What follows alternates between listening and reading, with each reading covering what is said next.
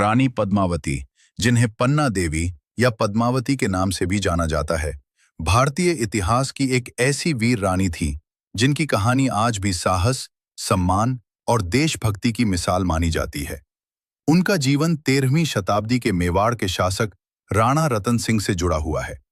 पद्मावती अपनी सुंदरता, बुद्धिमानी और साहस के लिए प्रसिद्ध थी। उनकी सुंदरता की ख्याति दूर दूर तक फैली हुई थी और यही कारण था कि उनकी कथा इतिहास और लोक कथाओं में जीवित रही।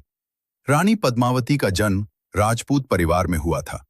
बचपन से ही वह अत्यंत सुंदर, चतुर और गुणी महिला के रूप में जानी जाती थी।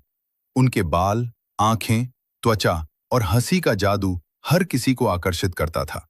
लेकिन उनकी सुंदरता केवल बाहरी रूप तक सीमित नहीं थी। उनकी बुद्धिमानी, धैर्य और साहस उन्हें दूसरों से अलग बनाते थे। यही गुण उनके जीवन में आने वाले संकटों का सामना करने में उनकी सबसे बड़ी ताकत बने। जब पद्मावती बड़ी हुईं, तब उनकी सुंदरता की चर्चा हर तरफ फैल गई। मेवाड़ के राजा राणा रतन सिंह ने उनकी सुंदरता और गुणों की ख्याति सुनी और पद्मावती से विवाह करने का निर्णय लिया।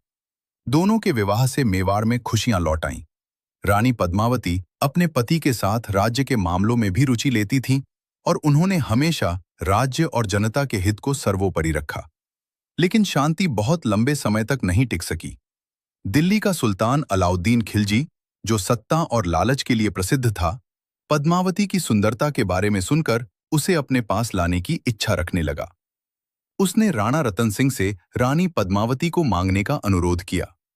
राणा रतन सिंह ने अपने राज्य और पत्नी के सम्मान की रक्षा के लिए इसे अस्वीकार कर दिया। ये उत्तर खिलजी को नागवार गुजरा। उसने अपने लालच और आक्रोश के कारण मेवाड़ पर हमला करने का निर्णय लिया। खिलजी के आने की खबर सुनकर मेवाड़ में भय का माहौल फैल गया।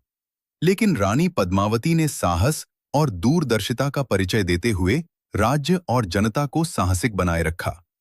उन्होंने लोगों को यह संदेश दिया कि उनके सम्मान और स्वतंत्रता की रक्षा करना हर राजपूत और हर नागरिक का धर्म है। उन्होंने अपने पति और सेना को मानसिक और रणनीतिक रूप से मजबूत किया। रानी पद्मावती का यह साहस और नेतृत्व उनके ऐतिहासिक व्यक्तित्व को और महान बनाता है। जब अलाउद्दीन खिलजी मेवाड़ की ओर बढ़ा, तो राणा रतन सिंह और उनकी सेना ने वीरता से उसका सामना किया। युद्ध बहुत कठिन और लंबा था। मेवाड़ की सेना ने हर पल बहादुरी दिखाई, लेकिन यह स्पष्ट हो गया कि सुल्तान की सेना बहुत बड़ी और अधिक संसाधन संपन्न है। स्थिति गंभीर होने पर रानी पद्मावती ने जौहर करने का निर्णय लिया।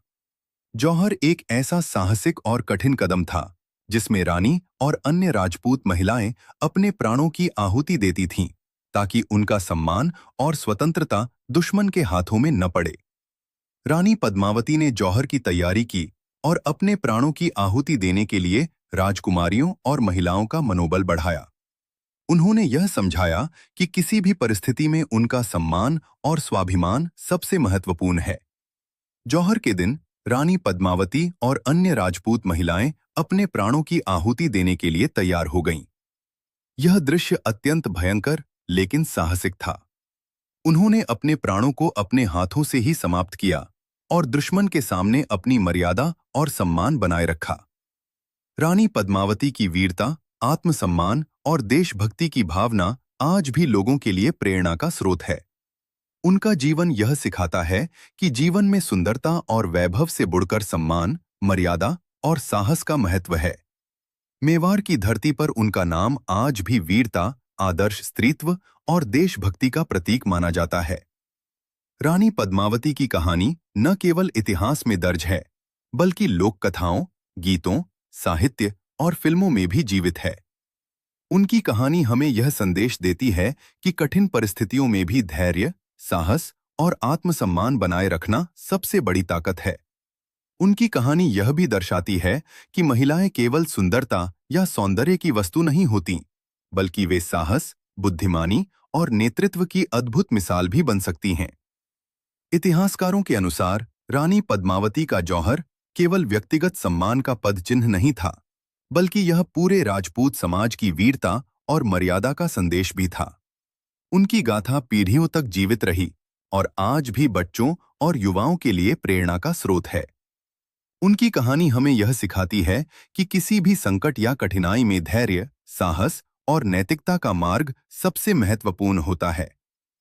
रानी पद्मावती की यह गाथा प्रेम, साहस,